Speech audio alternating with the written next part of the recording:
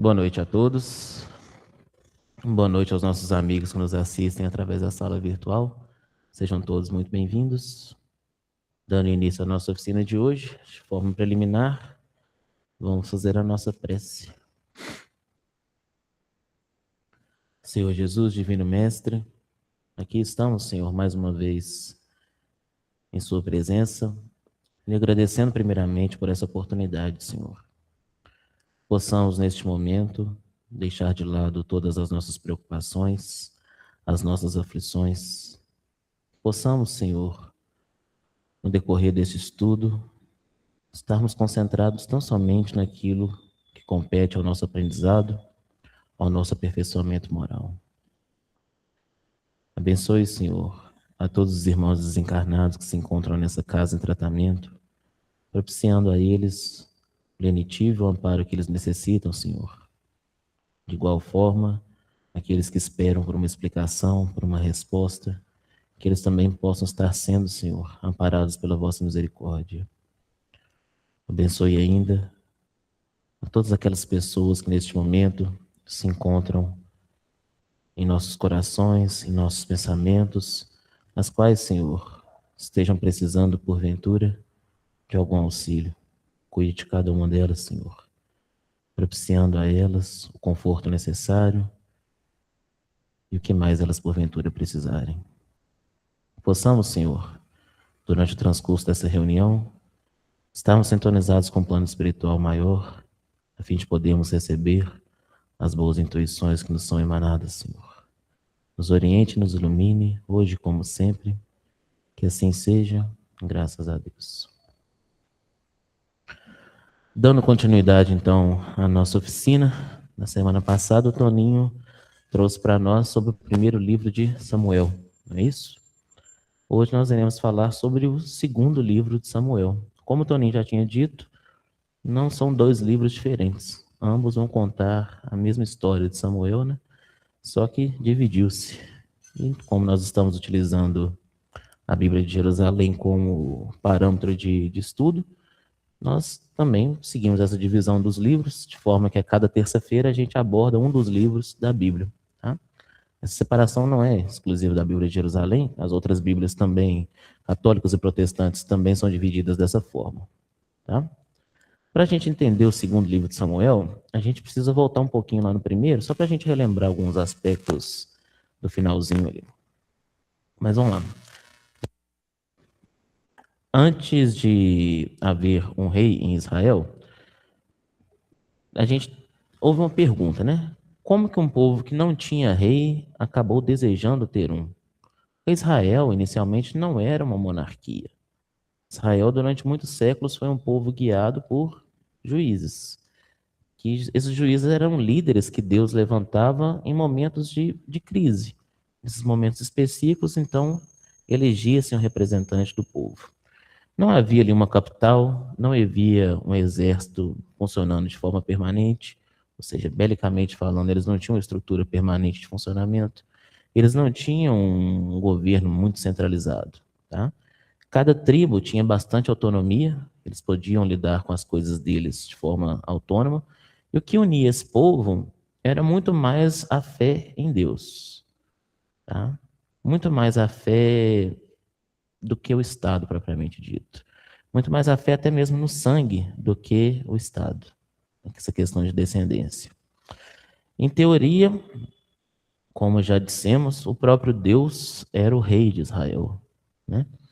Teoricamente é algo muito bonito, embora hoje na prática a gente vê que a interpretação do que era o Deus na época, para nós hoje é um tanto quanto equivocada, né?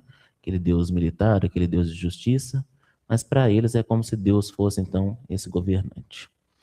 Mas chegou um dia que o povo quis então esse rei humano, e não por direção espiritual basicamente, mas é que eles queriam ser como as outras nações que eles estavam vendo ali ao redor deles, né?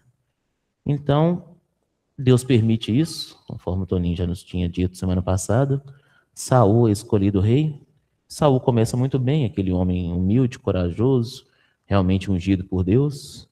Só que ele começa a desobedecer às ordens de Deus, começa a agir por impulso e coloca então a vontade dele acima da própria vontade divina, né? Deus então tira esse poder mandatório dele, temporário aqui na terra, e outorga ele a Davi, que era ainda um jovem pastor de ovelhas.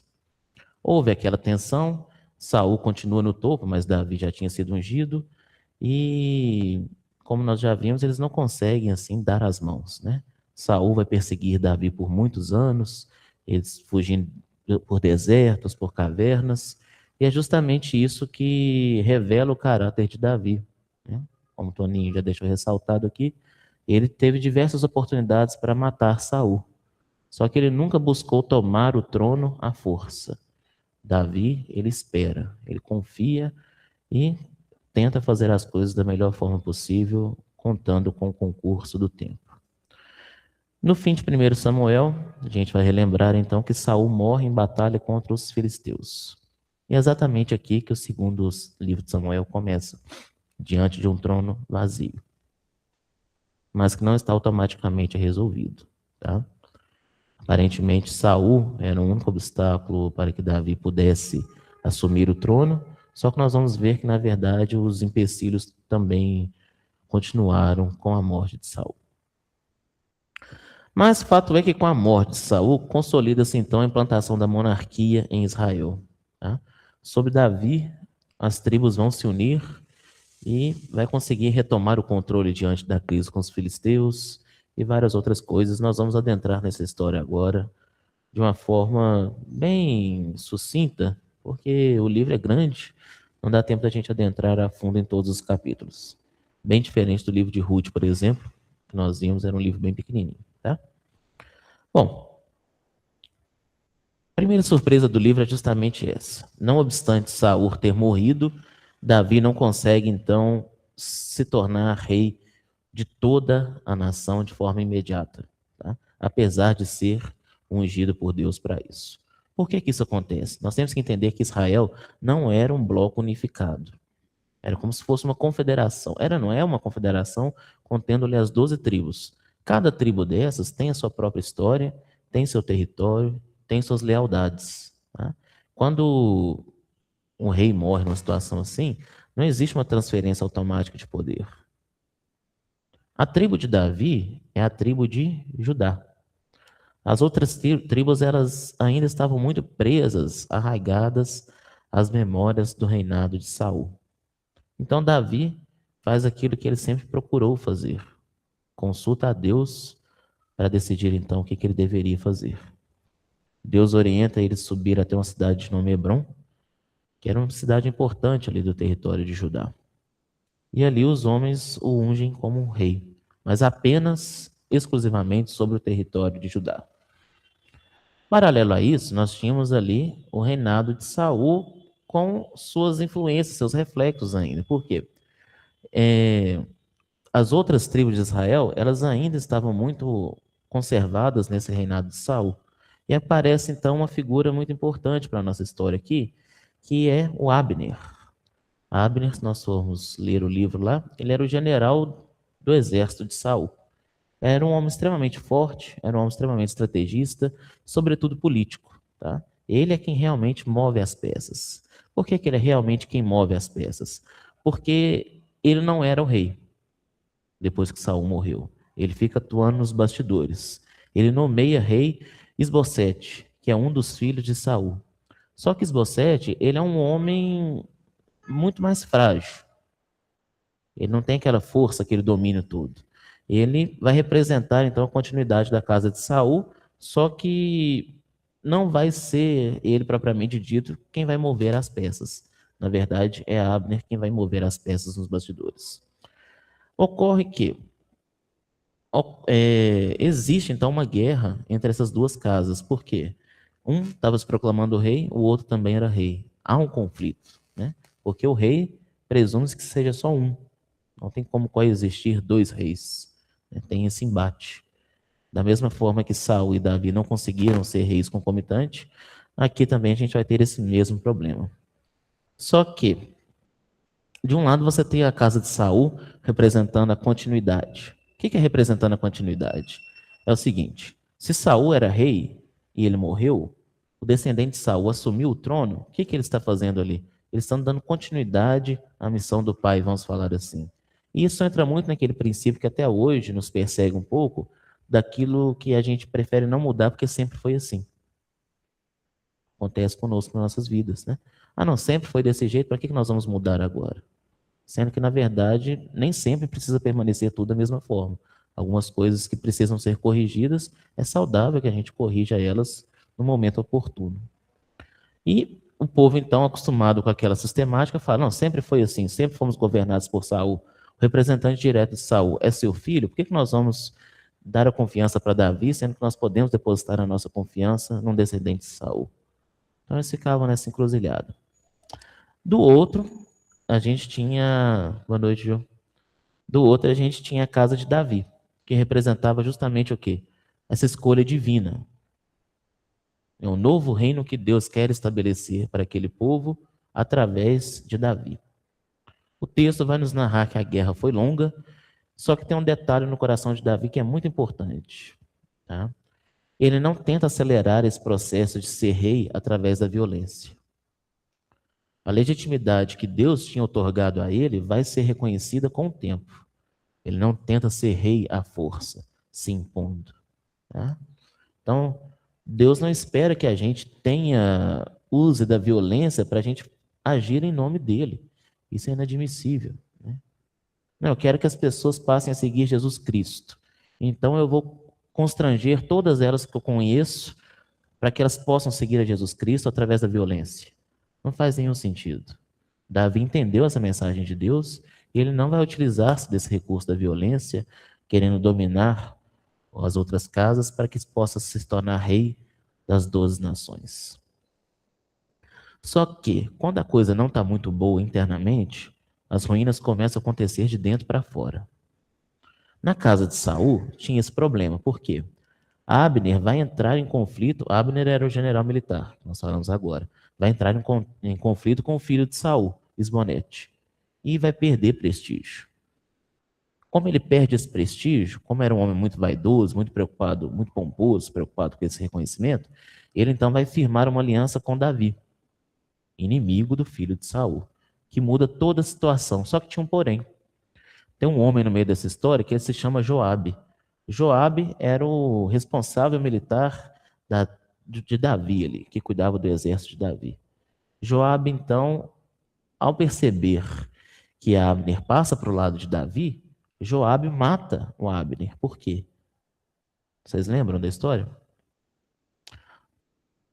Joabe culpava o Abner pela morte de seu irmão.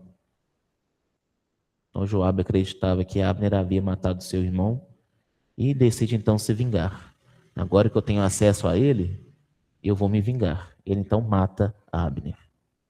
Só que sem o Abner, o Esbocete ele perde toda a sustentação que ele tinha, porque nós vimos lá no iniciozinho que ele era um rei frágil. Ele não tinha um domínio, aquele domínio militar que era necessário para guiar a população ali militar também. Então, dois de seus próprios homens vai matar o filho de Saul. E eles correm até Davi esperando uma recompensa, inclusive. Falam, não, nós matamos o seu inimigo. Como que você pode nos recompensar? O que Davi faz? Lembrando que Davi teve a oportunidade de matar o seu inimigo, Saul, muitas vezes. Ele não o fez. Agora, então, eles chegam para Davi e falam, nós matamos o seu inimigo. O que nós vamos ganhar com isso? O que Davi fez? Pune os assassinos. Ele não dá nenhuma recompensa para eles.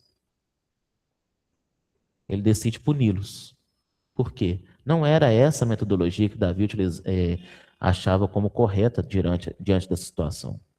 Davi não vai comemorar a morte do rival, nem trata o assassinato como favor prestado a ele.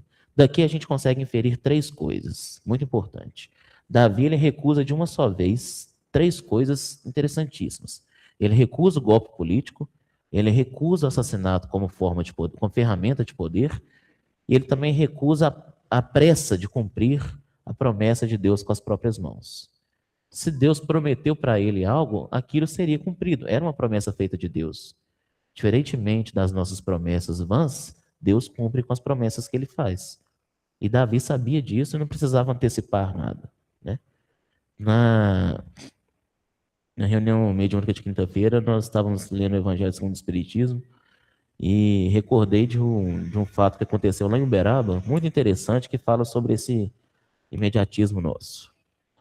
O presidente da época, ele estava numa reunião mediúnica também, e um dos espíritos mentores da casa conversou com ele falando assim, olha, dentro, muito em breve, nós iremos te informar algo que vai acontecer aqui na casa que vai mudar muito a forma como a casa funciona. Algo extremamente positivo. O tempo passou. Passaram-se 6 meses, aí ele, na reunião novamente, perguntou, né, ao mentor, olha, tem 6 meses que nós conversamos sobre aquilo, até hoje você não me falou mais nada, você falou que era muito em breve, o que que aconteceu? Não deu certo, então? Não, calma, muito em breve você vai saber. Sabe quanto tempo que passou para que ele pudesse descobrir o que que era? 6 anos. 6 anos. É o muito em breve da espiritualidade. Só depois de 6 anos que ele foi saber o que que era. Tá? Então a gente não precisa ficar com pressa de cumprir as promessas de Deus. Né? Bom, nessa fase aqui está tranquilo. Né? A gente teve instabilidade política, 2 reinos paralelos, um Davi que cresce sem precisar forçar. Ele constrói a sua legitimidade sem impor o poder. Com a morte do Esbocete, o cenário muda por completo, tá? Porque as tribos vão até Davi, que estava lá em Hebron, e dizem: olha, nós somos do mesmo sangue. Reconhecem Davi como rei e deixem que eles deixem que Davi conduz Israel nas batalhas como um todo. Né? E ali, naquela cidade que ele estava, ele é coroado então rei de Israel, ungido como rei de Israel. Enfim, nós temos um reino unificado. Finalmente, um rei para as 12 tribos. É a partir daqui, quando essas tribos se fortalecem, que os filisteus deixam de dominar e passam a ser dominados. Então, o inimigo exterior, eles agora conseguem barrá-lo, porque não tinham mais problemas internos. Cessando os problemas internos, eles conseguiram a força necessária para que eles pudessem, então, enfrentar os problemas externos. Isso é interessante também. É um paralelo que funciona muito bem conosco também, em termos de resolução íntima e tudo mais. Se nós estamos com um íntimo fraco, a gente tem uma dificuldade muito maior em enfrentar as adversidades do mundo exterior. Né? Davi escolhe uma cidade que era naturalmente neutra. Davi escolhe Jerusalém para se tornar ali a capital. Foi uma decisão brilhante. 3 vantagens. Por quê? Jerusalém não permanecia a nenhuma tribo específica, não pertencia a nenhuma tribo específica. Ela ficava numa espécie de terreno norte, entre um terreno neutro entre o reino do norte e o reino do sul. Tá? Como ela era neutra, ela não despertava ciúmes, não despertava inveja. Era uma cidade que poderia ser utilizada sem nenhum transtorno para nenhuma das 12 tribos. Tá? E poderia ser uma cidade comum a todos, porque era uma capital nacional, não tribal. Como ela ficava mais ou menos no meio ali, era fácil o deslocamento, né? Entre algumas aspas. Então, Davi cria, assim, um centro nacional. Esse centro, logo em seguida, também vai se transformar numa capital política, numa capital religiosa. Tá? E é importante esse sentimento de capital no povo aqui, porque eles eram um povo que eles gostavam muito mais da vida urbana do que da vida campestre. E esse vai ser um fator que vai causar alguns incômodos durante a história do povo hebreu como um todo, porque eles vão querer se aliar a outras culturas justamente para evitar aquela vida agrícola. Por quê? A vida mercantilista, a vida das capitais, a vida urbana, era muito mais rentável financeiramente, você tinha uma condição de prosperidade muito maior do que se você vivesse numa região agrícola. E isso sempre chamou a atenção deles, aquele dinamismo entre aspas, né, da grande cidade e tudo mais. É como se hoje nós tivéssemos que sair aqui de Belo Horizonte e morarmos em uma região totalmente afastada, sem saneamento básico, a gente tem que plantar para colher, sem infraestrutura de energia elétrica, de água encanada, ter que ir lá na fonte buscar nossa água, aquela história toda. Muitos de nós não gostaríamos de viver dessa forma, né? Porque por mais que hajam problemas também na vida urbana, há também muitas comodidades. Tudo tem seu lado bom e seu lado ruim. Mas para o povo aqui, eles tinham a tendência a preferirem estar em uma região mais urbana, mais populacional. E com a Jerusalém era uma promessa meio que disso, de fomentar então essa região mais centralizada em termos urbanos. Bom, tem um episódio interessante que é a respeito da Arca da Aliança.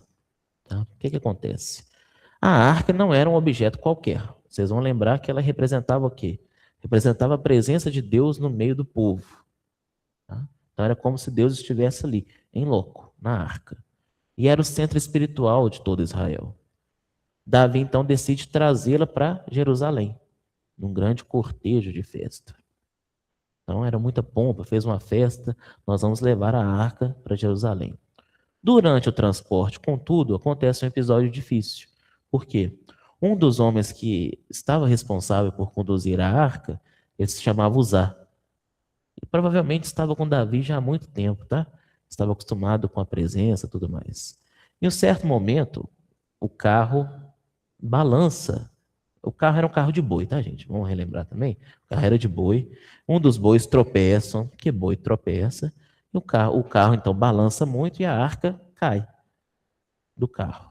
Num reflexo, ele vai lá e pega a arca com a mão, tentando segurar ela no ar. Nesse instante, ele morre. Só de segurar a arca, ele morre. Tá?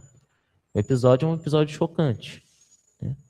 Ele tentou salvar a arca de cair no chão, e ao invés de salvar a arca, quem morreu foi ele. Né? Por que isso aconteceu? Por que uma reação tão dura diante de um gesto que parece ser bem intencionado, né? Só que tem um contexto para isso. Havia instruções muito específicas e muito antigas sobre isso. A arca não podia ser tocada. Ela devia ser transportada de uma forma específica. Ela tinha que ser carregada por varas dos ombros dos levitas, que eram os responsáveis pela manutenção do templo, e eram levitas designados para isso. E não sobre um carro de bois, ao modo daquilo que os filisteus utilizavam, inclusive. Então tinha um contexto. Uzá, embora um homem lá, embora ele não tivesse agido com má intenção, ele desrespeitou aquilo que já era tradição. Então ele trata, o que a gente entende assim, numa perspectiva mais interpretativa dessa questão? Ele tratou aquilo que era sagrado com uma familiaridade indevida, como se fosse algo assim, não é de Deus, isso aqui é do meu irmão, do meu pai, né? Vamos nos transportar para a época, tá, gente? Então ele tratou aquilo como se fosse algo banal, assim, algo muito simples. E aconteceu o que aconteceu. Agora, a arca realmente matou esse homem? Como que esse homem morreu? Se vocês souberem a resposta, uma hora dessa, vocês me contam, porque eu também não consegui chegar a nenhuma resposta, tá? Palpite a gente pode dar. A arca tinha um magnetismo muito grande, havia uma alta concentração de fluido ali, a pessoa tomou um choque fluídico, de repente o perispírito não aguentou permanecer no corpo, rompeu o seu laço da encarnação. A gente pode chutar muita coisa. Agora, pode ter tido um infarto na hora, pode ter tido. O coração não aguentou, às vezes tinha um coágulozinho ali, na hora que ele fez assim, o coágulo veio e bloqueou, aconteceu alguma coisa. Teorias, ficou assustado. Teorias nós temos muitas, tá? A resposta para isso eu não sei. Não sei se é o que aconteceu não, tá? Um dia, graças a Deus, nós vamos poder saber, né? À medida que nós formos evoluindo ali, acredito que nos próximos 200 ou 300 anos a gente consiga aí descobrir com mais tranquilidade. Bom, Davi fica muito preocupado com isso. Ele reavalia a situação e decide recuar. E só dessa vez, depois que ele recua, que ele medita, que ele vai então transportar isso de forma correta. Tá? Então é um Davi que ele aprende a não presumir intimidade com algo que é sagrado. Então ele aprende a respeitar as coisas de Deus. Bom, só que a gente chega aqui no ponto mais importante do livro. Por quê? Quando Davi já estava instalado em seu palácio, ele sente um incômodo muito grande. Por quê? Ele mora numa casa de madeira, casa muito boa, muito confortável, enquanto a arca de Deus estava depositada numa tenda muito simples. E ele pensa assim: ora, não é justo que eu esteja numa casa confortável e a arca de Deus, a morada de Deus aqui na terra, esteja numa tenda simples. O que ele faz então? Vou construir um templo para Deus. É justo que Deus tenha um templo. Só que Deus responde de uma forma muito interessante: você não vai construir uma casa para mim. Eu é que vou construir uma casa para você. A casa que Deus estava falando aqui tem dois sentidos. Davi pensava em casa como edifício, como templo. Deus pensava de forma diferente. Deus está falando de casa envolvendo linhagem, envolvendo dinastia, envolvendo descendência. A promessa que Deus fez para ele aqui é essa: haverá um descendente de Davi no trono para sempre. Esse é um dos textos muito importantes da Bíblia. Por quê? Fala de um rei eterno, de um reinado que não se acaba. Essa promessa, ela não se cumpre em Salomão, tá? Descendente de Davi. Salomão era o filho que de fato construiu o templo. Só que o próprio templo de Salomão se ruiu, por mais glorioso que tenha sido o templo. A promessa apontava para algo maior. Para onde que essa promessa aponta? Para Jesus, o Messias, descendente de Davi, cujo reino não tem fim. Aí a gente vê a beleza de tudo isso. Bom trabalho para vocês. O retrato dessa fase é de uma centralização espiritual muito grande, uma promessa eterna. Tem uma música que eu gosto muito, chama De Nos Obscurité. Ela é em francês, é de uma pequena província da França. Eles fazem essas músicas católicas e ela é tipo como se fosse um mantra, vai repetindo aquilo tudo mais. Melodicamente ela é muito bonita, muito bem construída.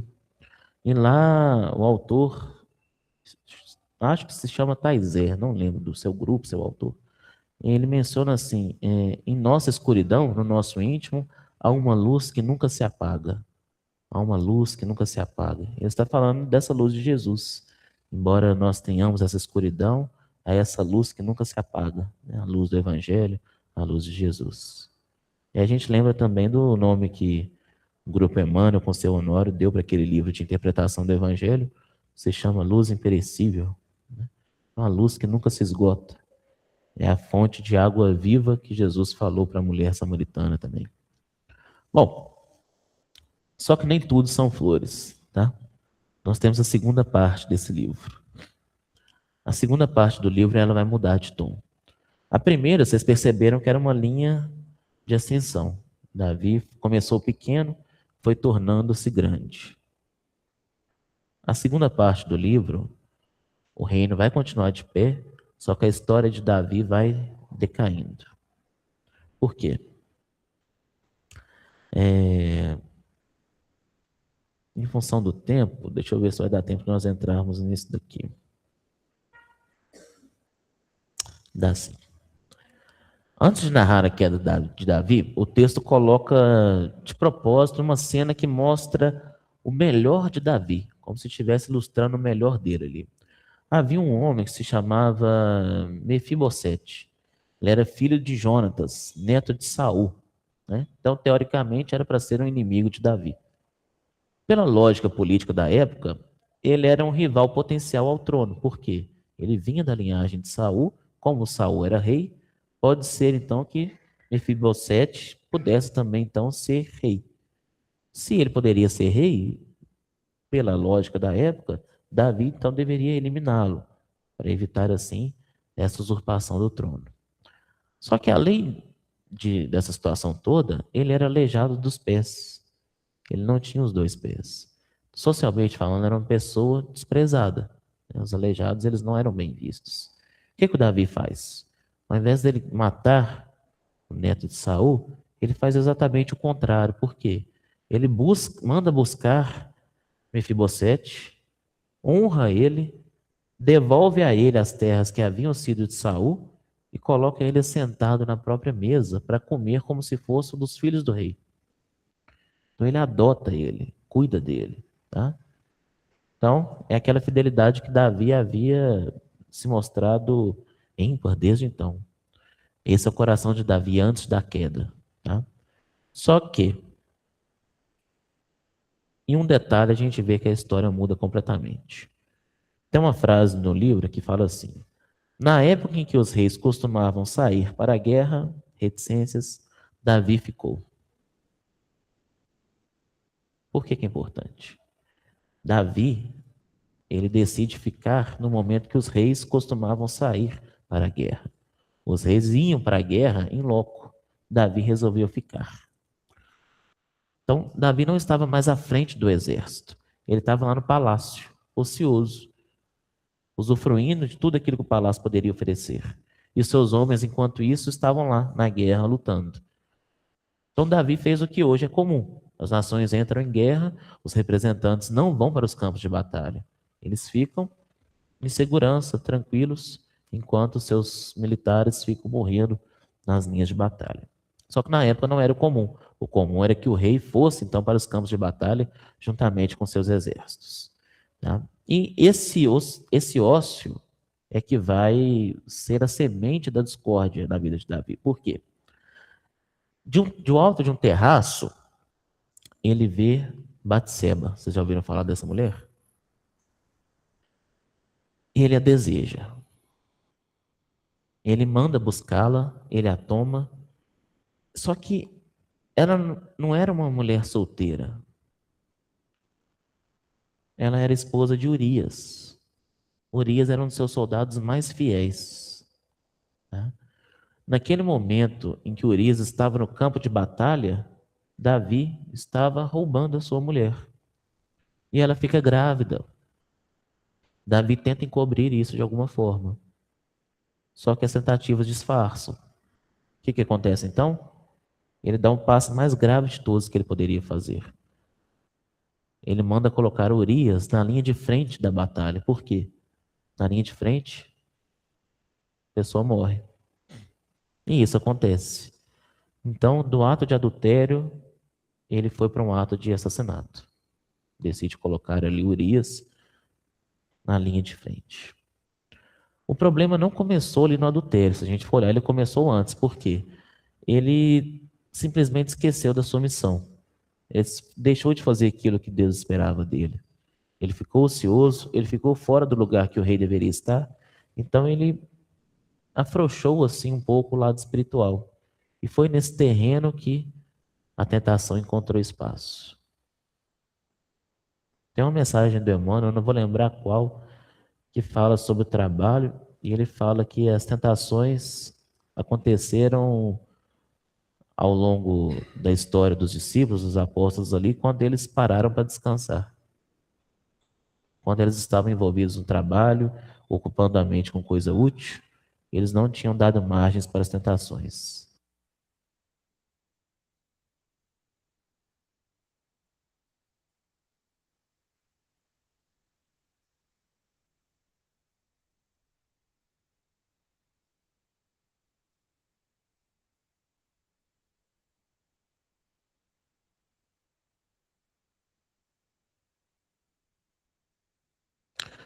Então, isso ocorre muito conosco também. Quando nós estamos compenetrados no trabalho, ocupando a nossa vida com coisa útil, meio que não sobra tempo para as coisas ruins despertarem dentro de nós, que estavam há muito tempo adormecidas, talvez. Bom, só que tem um profeta que foi enviado por Deus para poder se aproximar de Davi. Profeta de nome Natã. N-A-T-A-T-U. E ele é muito sábio, porque ele não acusa Davi de imediato. Ele conta uma parábola para Davi. A parábola é a seguinte: havia um homem rico que era dono de muitos rebanhos. E havia um homem pobre que só tinha uma única ovelha. E ela era criada em casa como se fosse da família. Então, o homem tinha seus filhos. Se tivesse só um pouquinho de pão e de leite para eles comerem, Esse homem pegava o pão e o leite, dividia com seus filhos e dava também para a ovelhinha. Se tivesse fazendo muito frio, esse homem pegava da sua própria coberta e cobria a ovelhinha. Era a única ovelhinha que ele tinha.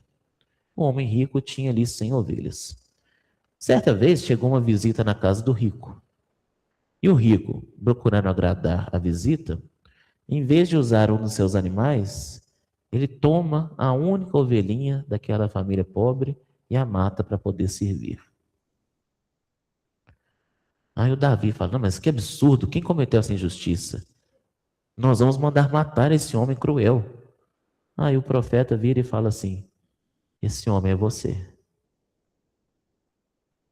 Então o profeta fez com que Davi julgasse o próprio caso. Por quê?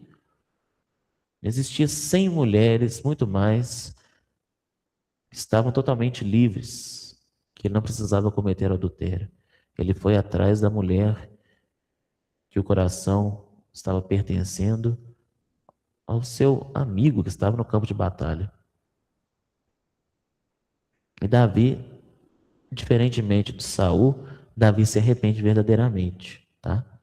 Ele não manda calar o profeta e ele se arrepende verdadeiramente de tudo que tinha feito. Ele se ajoelha perante a Deus, pede perdão. Deus realmente o perdoa, só que Natan deixa uma advertência para ele: olha, o perdão, ele tem o poder de restaurar seu relacionamento com Deus, mas não apaga todos os efeitos do pecado. Como que nós conhecemos isso hoje? Lei de causa e efeito. Nós temos ainda que arcar com os reflexos de tudo aquilo que nós fazemos. Bom, começa então os colapsos internos na vida de Davi. Para começar, Davi tinha um filho de nome Aminon. Esse filho vai violentar, vai abusar sexualmente da sua própria irmã, meia-irmã, né? Filha de Davi, mas com outra mãe. Ele a violenta sexualmente, foi um crime brutal que aconteceu dentro do palácio. Um outro filho de Davi, de nome Absalão, que era irmão de Tamar, ele cultiva um ódio em silêncio durante 2 anos e no momento propício ele manda matar Abdon, vingando então aquilo que havia acontecido com a irmã. Absalão então, com medo da reprimenda, ele foge para o exílio. Passado um tempo é autorizado a voltar, só que ele volta com o coração completamente frio a respeito do pai.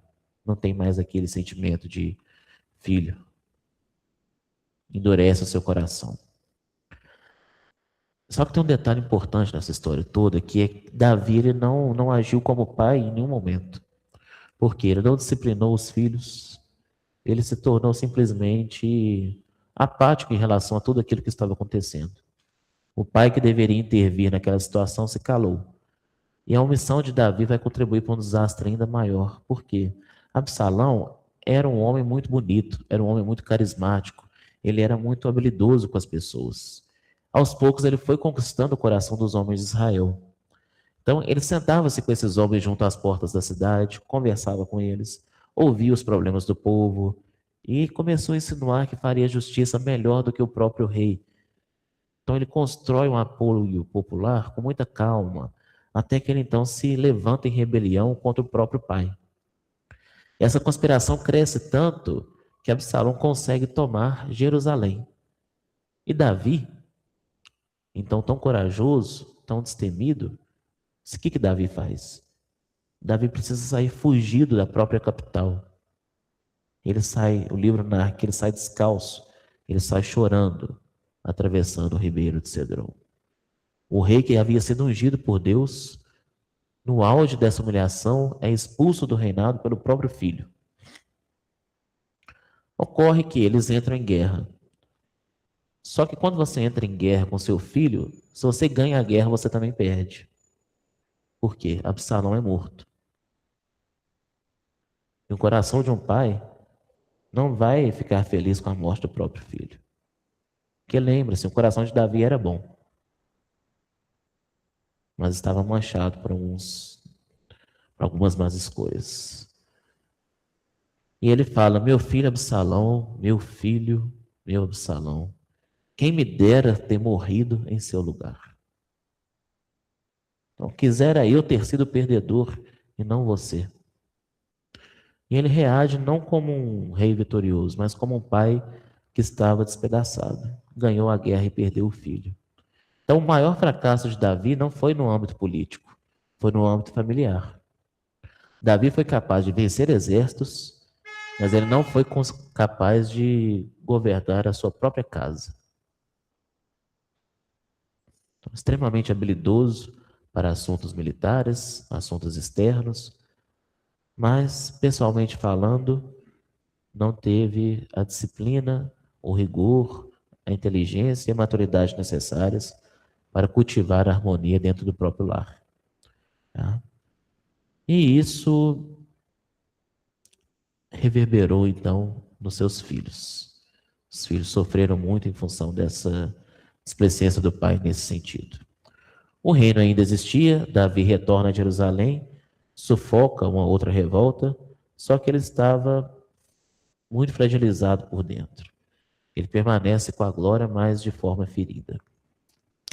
Os capítulos finais do livro, do 21 até o 24, não seguem uma ordem cronológica, tá? Eles funcionam como um apêndice, contendo reflexões soltas, como se o autor do livro reunisse episódios e textos que resumissem a lição ali do reinado de Davi.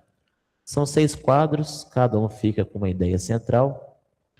Em função do tempo, não vai dar para a gente adentrar em todos, mas se vocês puderem ler lá depois, é muito interessante. Tá? Agora, uma conclusãozinha básica para nós sobre isso que nós falamos é sobre a jornada de Davi, que ela pode ser colocada em 4 momentos. Primeiro, ele foi chamado por Deus, então ele sai do campo de ovelhas e vai para o trono, nessa ascensão, né? Foi estabelecido no poder, com o Reino Unido, conseguiu instituir a capital em Jerusalém e teve a promessa de uma dinastia eterna, que vai culminar lá em Jesus. Foi derrubado pelo pecado. Por quê? Por que é importante nós falarmos isso? Ele não foi derrubado pelos inimigos de fora. Ele foi derrubado por seus problemas interiores, pela fraqueza interior. Tá? Foi restaurado através da dor. Por quê? Foi perdoado por Deus? Foi. Mas o que ele sofreu, em função daquele erro que ele tinha cometido, marcou a vida dele para sempre. É algo que ele não conseguiria mais viver como ele vivia antes, por mais que ele houvesse restaurado a sua relação com Deus. Aquele erro deixou marcas, né? Esse é um retrato muito honesto de 2 Samuel. Não é um retrato... Davi não é um rei não é um retrato de um rei perfeito. Ele é um rei humano, um homem que estava disposto a acertar, mas que errou. Um homem que conseguiu não errar em vários pontos, mas errou em outros. Então não é uma narrativa romanceada, é uma narrativa que demonstra o ser humano Davi como ele é, né? E serve para nós de muito aprendizado. Bom, mas o fato é, muito importante na história de Davi, é que vai apontar para aquele reinado que nunca mais iria se perecer, que é o reinado do Messias, é o reinado do próprio Cristo. E semana que vem a gente retorna então com a nossa oficina, que nosso tempo já é chegado. Tá bom?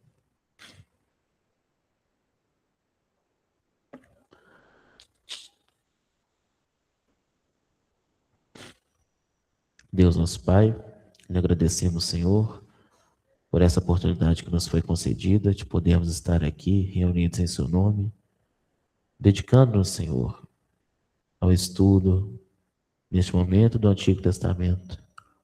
Possamos, Senhor, reter em nossa mente, em nossos corações, tudo aquilo que aprendemos, Senhor, sobre essas histórias abordadas na noite de hoje. Nos auxilie, a fim de que esse material íntimo possa ser, Senhor, combustível necessário para que nós possamos trabalhar de forma ativa pelo nosso aperfeiçoamento moral, Senhor. Pedimos ainda que nunca nos falte a oportunidade do estudo, nunca nos falte a oportunidade do aprendizado, que possamos, Senhor, cada vez mais estarmos conscientes das nossas próprias imperfeições, Senhor, e nos auxilie a fim de que possamos a cada dia nos tornarmos melhores tarefeiros, Senhor, melhores trabalhadores da sua vinha. Esteja conosco, nos abençoe e nos ilumine, hoje e sempre, que assim seja. Daqui a 15 minutos, temos encerramento de temporada do EMED. Não é isso, Toninho? Episódio 7 de 7. Capítulo final.